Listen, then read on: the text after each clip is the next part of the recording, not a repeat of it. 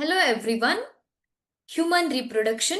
So let's study about the fertilization and implantation. What is fertilization? You know that the fusion of the sperm and the ovum, that is called as the fertilization. So here the sperm haploid and ovum is also haploid gamete, and the fusion, that process is called as the fertilization. During the copulation, semen is released into the penis of the vagina, penis into the vagina. So that is called as the insemination. So the male gametes, by this insemination process, that is transferred to the female vagina. The motile sperm swim rapidly, pass through the cervix, enter into the uterus, and finally reach the ampullary region of the fallopian tube. So just you imagine the female reproductive system. So in the female reproductive system, okay, just draw like this.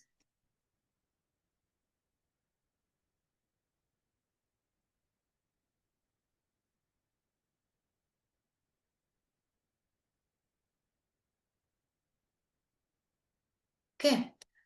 So here through the vagina, during the coitus, the sperm that is released into the vagina, the sperm, they are motile and swim through the cervix and enter the uterus, then finally reach the fallopian tube. So in this ampullary region, the fertilization takes place. The ovum that also releases this region, ampullary region, and the sperm also reaches this ampullary region of the fallopian tube, and the fertilization takes place in this place. Okay. Then after the fertilization, so during the fertilization in the fallopian tube, the sperm that comes in the contact with the zona pellucida layer of the ovum, that induces the changes in the membrane that block the entry of the additional sperms.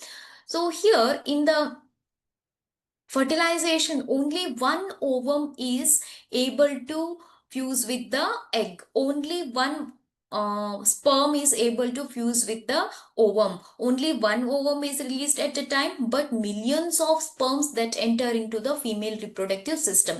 But among them, only one is able to do the fertilization with the ovum, right? So here, when the sperm that penetrate the that comes in contact with the ovum, so the outermost layer, that is the zona pellucida layer, is present around the ovum, and that induces the changes in the membrane.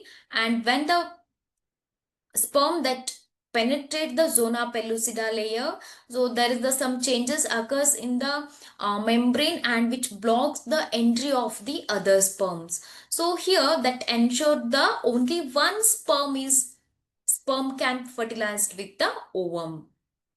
The secretions of the acrosome. So here the sperm that contain the structure, the triangle structure in the head region, that is called as acrosome. The acrosome that contains some hydrolytic enzymes, and that hydrolytic enzymes that help in the penetration process. And the sperm enter into the cytoplasm of the ovum through the zona pellucida. So this is zona pellucida, and the outermost layer, that is the corona radiata, and the plasma membrane. The sperm that is able to penetrate these layers and enter into the plasma membrane of the ovum.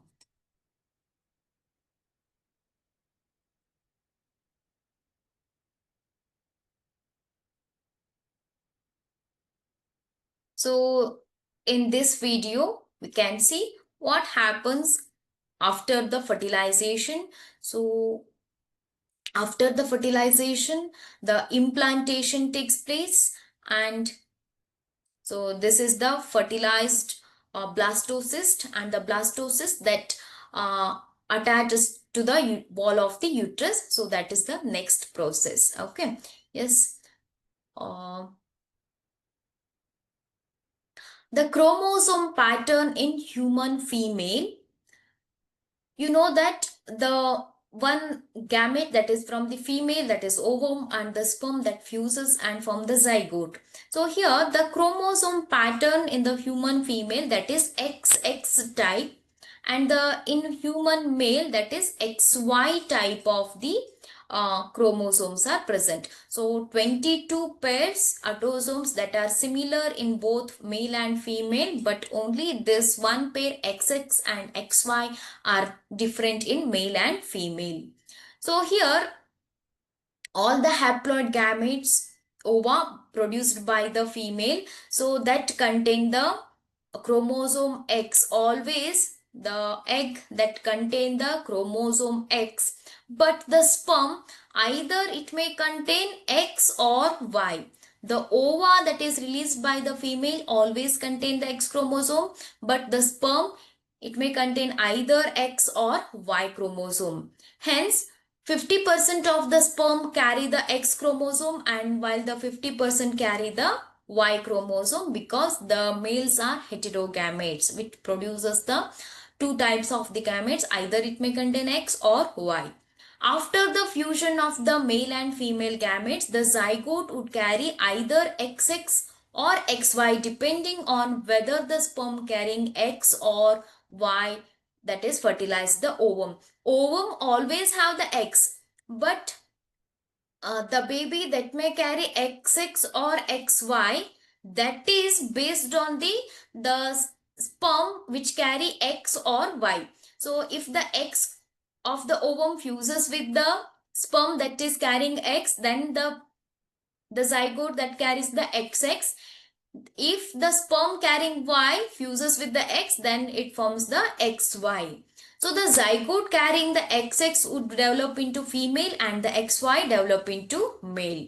So scientifically what we can say, the sex of the baby that is determined by the father, not by the mother, because the sperm that may either it may contain X or Y, but always the ovum that contain the X chromosome.